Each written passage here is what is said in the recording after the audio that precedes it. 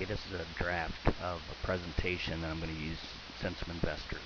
Again, this is for your personal view. It's only going to a handful of people. Just want to see if you have any thoughts or suggestions. This is not an offer to solicit. And please, you can do not forward this to anyone else. So I appreciate you taking a look, and we'll get started.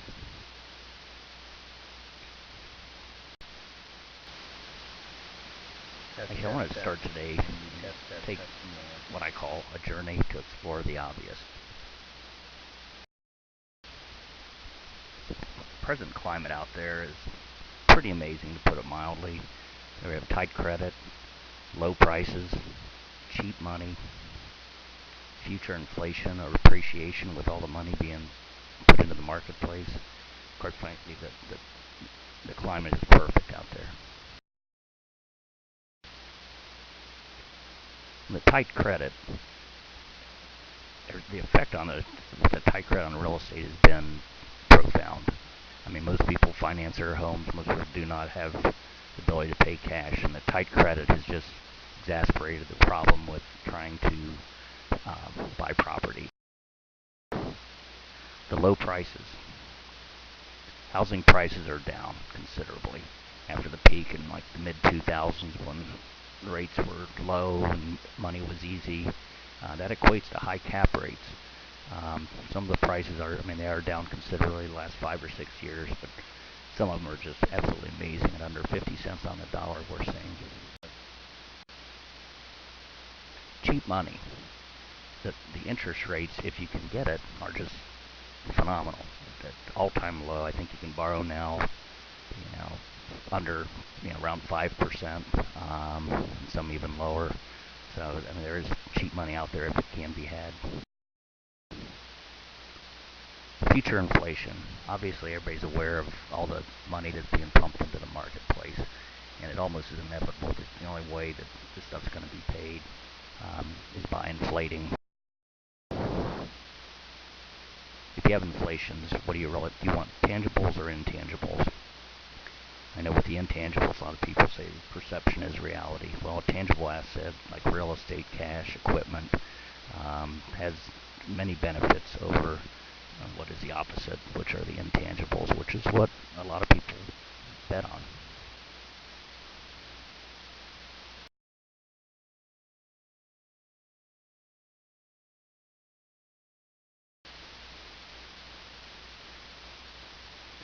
We put together a pool over the past 6-8 months. I went and looked at a bunch of houses. This pool consists of total acquisition after fix-up and everything would be roughly $250,000. Our average acquisition price is about $35,000. Again, that's after fees and fix-up. Average sales price is going to be about $58,000 conservatively. Average profit about $22,000 a house. It's about a 38% profit. The prices on the houses you can see in this chart. We have our purchase prices, then we have what the auditor recommends. There's also an online appraisal thing called Zillow, what they recommend. And then we go through a couple other approaches, the income approach and the cost approach. And you'd see what they would be paying. And if you look at the summary down there, we're like $250, and it could be upwards of $650,000 if you. We built a site called Lots of Opportunity. And you can go to the site and you can actually view the individual houses. A lot of them have YouTube videos, demographics. You'll see a breakdown using all the different approaches. It's a pretty nice site. It does a real nice analysis, and a lot of people are surprised, especially when they do the videos. They think at these prices that these houses are going to be trash. And they're usually pleasantly surprised, to put it mildly, when they look at the videos and see what you can really get for the money if you're at the right place at the right time. Value. How do people really apply values to different things? In the real estate business, the traditional methods of evaluation or appraisal are the cost approach, the income approach, and the comparative analysis approach. The cost approach is based on the theory of what would it cost to reproduce a building or whatever. cost plus the land value. And then you would figure in depreciation since it's not a brand new property. In our evaluations, we put the cost approach would be about $70 a square foot, which is really very low. We add the land value from the auditor site, and that's how we come up with our cost approach. The cost approach, again, would be $70 a square foot. To reconstruct this portfolio using that approach would be about $655,000. You can see the acquisition cost of $250 is roughly 38% of what the cost approach would come up with. Equity from the cost approach would be over 400 grand, about 62%. The income approach. The income approach is really based on what somebody would pay to get a targeted income stream, or what they would call a cap rate. So the income approach is if you're investing in a CD and you want, $100 a month, how much would you have to put into that CD to generate that income? The cost approach that we came up with was based on a 10% cap rate. So what would somebody invest to get the income stream that this would produce? And in our income approach, at 10% would be about $308,000. Again, the acquisition's $250,000, so the equity in using the income approach would roughly be $58,000. Keep in mind, this is the running cap rate. There are, as houses sell, and hopefully you get bigger profits, but this is just based on the income from the property. The income approach, what's kind of interesting, is if somebody were to want, say, 6% is what they're targeted, what they consider a good rate, at 6%, somebody would pay about over $500,000, about $514,000 for the same income. So as the interest rate, what people expect goes down, the income approach actually goes up. Like in this instance, it would be $250. You have about $264,000 of equity, so you're under half.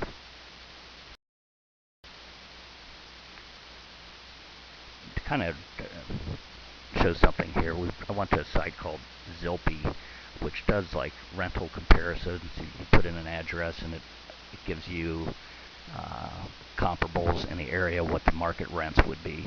And you can see here our rents are considerably lower than what they recommend. We just feel there's no reason to get greedy, leave a little bit on the table so that you're better than the marketplace. For instance, the first house here is $760 they recommend, and ours is we get $553 including tax and insurance. Their portfolio they recommended on this thing would be about $5,625, and we're at $3,406. So we're not getting greedy, leaving stuff on the table, and charging very, very competitive payments. The comparative analysis approach is, that's what most people use. And it's what you're probably familiar with. It's called comps. It's what would a property in that area sell for, and you compare it to other houses in the area, and you make adjustments based on garages and things like that. But it's called the comparative analysis approach. You can actually get in comps. You could hire an appraiser to go out and do that, which is costly, and those things can be all over the board. So we just went to the auditor site. And auditors, quite frankly, is usually kind of high, but at least it's a benchmark that we can go off of. On the auditor's value on all these 7 properties is $538,000. Again, it leaves equity of roughly $288,000 according to the auditor, so we're about 46% of that. Zillow is an interesting site. It's an online kind of appraisal site. You put in properties, and quite frankly, it's ordinarily a little bit higher also. But again, it's a benchmark. It's not us telling you something. Without going to get an appraisal, we felt that it was important to give at least somebody else's opinion. So acquisition, $250, we're about 47%, similar to the auditor.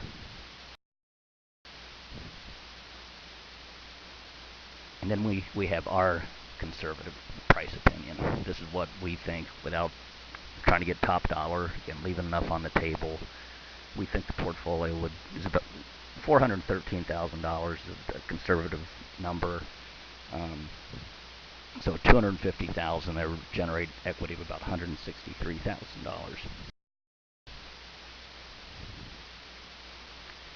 And then actually, so you have like 416, you might get $1,000 down payment from everybody, hopefully more. So we just kind of went back to what would the sales price be, 413. The pool after down payments basically be about $406,000 of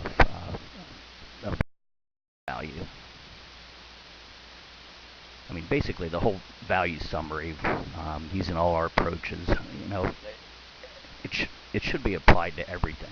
I mean, the comparative analysis, what would it cost to build, even intangibles. Our industry concentrates on the comps, but it's really important to look at everything. If you can build it for less than what you can buy it for, it should throw up a red flag and things like that. A lot of people will want to know, what is a land contract?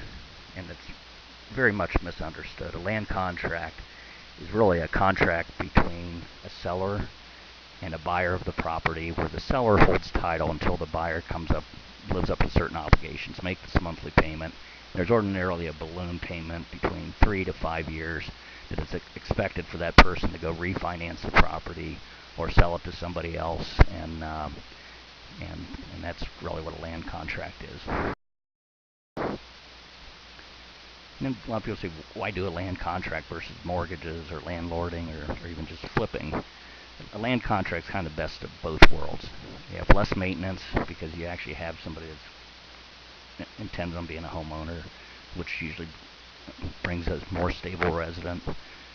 There's also, unfortunately, or fortunately, there's quick forfeiture rules. If you have a mortgage on a property, it could take a long time. A forfeiture on a land contract is not much longer than just a regular eviction, if unfortunately that comes about. From the buyer standpoint, the advantages are they get interest deductions versus just paying rent, so they can get write-offs. As an investor, sometimes people don't care whether they get rental income or interest income. Income's income, but it means a lot to the resident and the property. They also can get equity built up in the property. Part of their payment does go towards the principal. And then there's this pride of ownership. They own the house, and as long as they live up their obligations, they're not putting money in their landlord's pocket. I want to kind of go over mortgage securities versus a pool that we're kind of trying to put together. Fannie Mae paper is a liquid thing sold on the stock market, and you can ordinarily it's some percentage. Right now, I think it's rough. Whatever the percentage is, it's pretty low, and you're usually paying pretty much face value. If you have $1 million in mortgages, you're probably going to pay $1 million. Sometimes you'll pay a little premium even. You might even pay more than what that mortgage is really worth. Now, pools, on the other hand, like what we're doing, are usually you can get into them at a discounted price as to the face value. For instance, in our pool, we anticipate 8% on the land contracts. And again, with the down payments, the balance would be about $405,000. And you're buying that at $250,000. So you're almost getting double the interest at half of the price.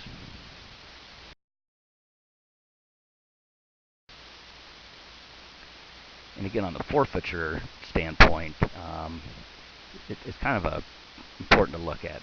The eviction process, I know in my area, might take 60 days to actually get possession if somebody does forfeit or not make their payments and being evicted. A forfeiture usually takes about a month longer on the land contract. There's not significant difference between that and an eviction.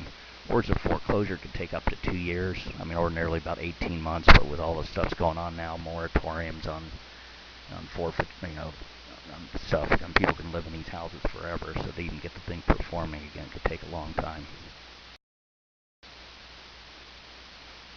So what are the income streams? Well, for the investor, you'd have the income streams are the revenue, the ongoing revenue from the property, which would be interest income, the rental, the taxes, insurance is a wash. So you have the interest income. Then ordinarily they would get some sort of revenue bonus. They would get the first X amount of dollars, and then they would get a bonus based on performance. Then there's also the profit at sale, which I would call the equity bonus. When the house sells, ordinarily there's some sort of split between the pool and the investors. Like in our pool, something that I think is kind of conservative is you split stuff 50-50. The preferred cap rate for us would say be something like 10%.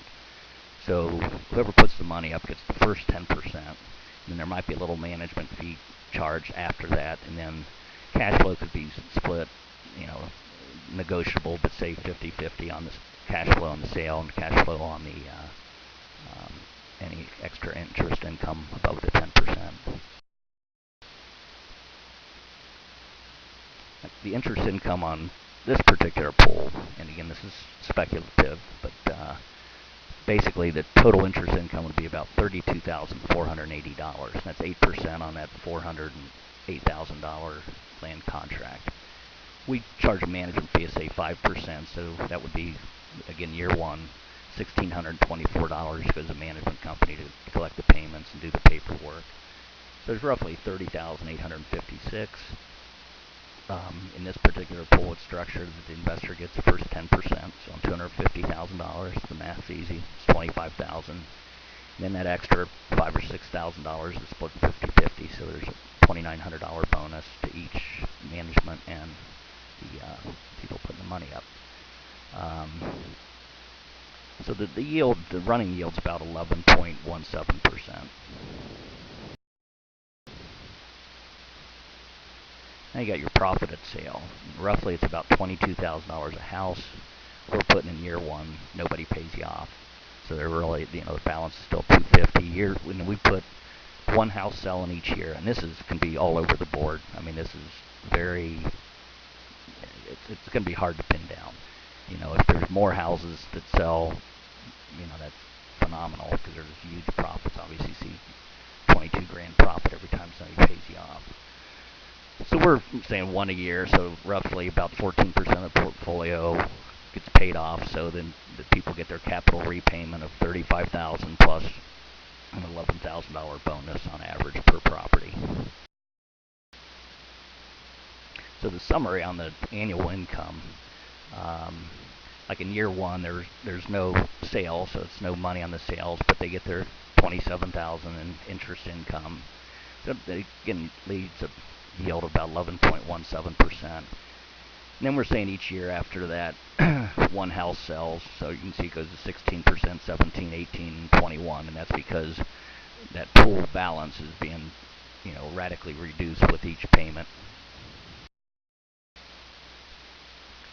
Now, what are the management income streams?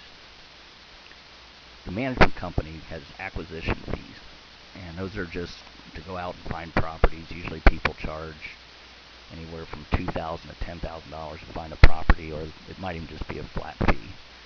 Then there's purchase commissions. A lot of these houses are sold by banks and things, and those banks will pay a commission.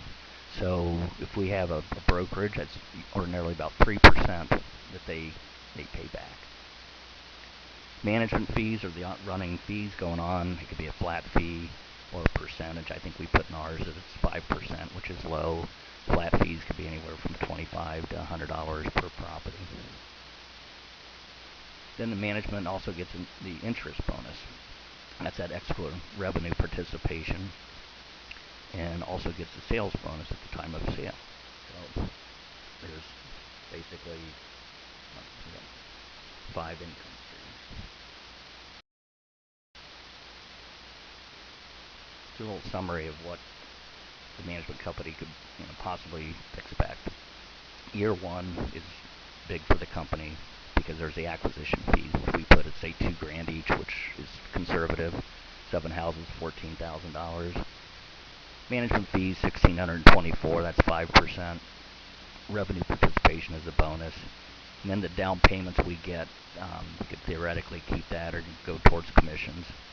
Then you have your purchase commissions, which is at 3% when you buy a portfolio. So A portfolio like this could roughly generate about $31,000 in fees in year one. After year one, it drops. Um, After year one, you're really just looking at your little management fee, your revenue participation, and then the big thing is the equity as each one of these sells, which would be about $11,000 on average. So this pool in general could possibly generate over $80,000 over 5 years. Now, what are the pieces that are needed to really pull this off to make it work? Um, One thing I recommend is you have a brokerage, so to get those sales commissions. We need sales agents, foot soldiers out there to show the houses initially and even manage them. You need maintenance crews, just some experience with maintenance, which we have that also. I recommend having a location, a physical office where people could drop payments off, sign land contracts, and that sort of thing. Maybe even keep materials there, which we have a place for that. Doesn't have to be anything elaborate, and I'd recommend it not. Then you really need some software, something to help run the whole thing efficiently. We have a system that we built called Accountability. Accountability is a system we built. I mean, it was over 20 years in the making, sometimes as many as 5 or 6 full-time programmers. We've compared it with other programs out there that sell for upwards of over $100,000, and to be a little biased, ours is superior. We have does preparation, property management, financials. You can have multiple checking accounts, consolidated investor reports, and things like that. An agent portal, and you have agent management. But it pretty much, can run everything.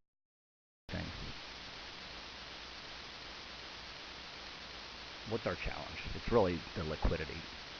Um,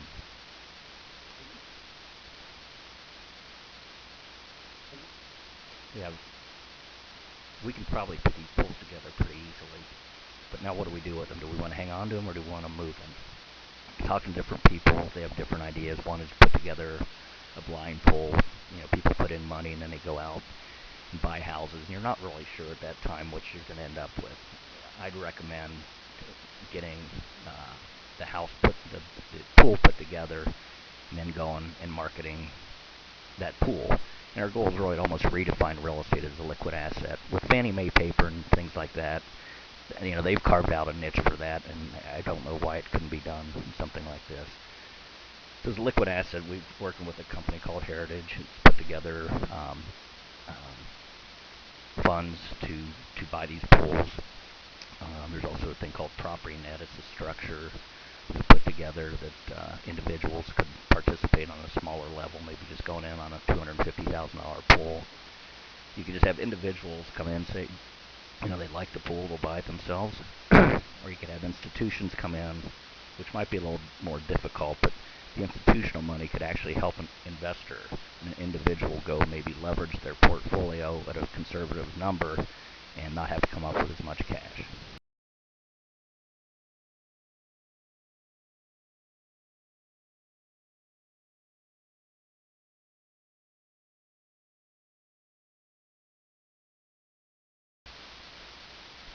So what's the missing ingredient? Control. We really need to have control over the properties before we can sell the pool. And there's several different ways to structure control. You get a group of people and they could actually just own it through an LLC or some sort of ownership, or they could have a managing partner and just create mortgages that would pay off. It's really a 6-month goal. Realistically, it would take a month to 2 months, possibly up to 3, to get those houses bought, in contract, closed, sold. Then maybe a month to fix it up, and maybe a month or 2 to sell it. So we figure a 6-month goal, we'd have a fairly stable, a stable portfolio. And then at that point, we sell the pools.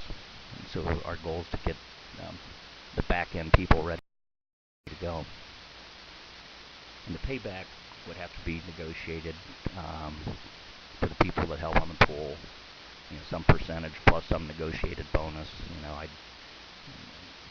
That would have to be discussed.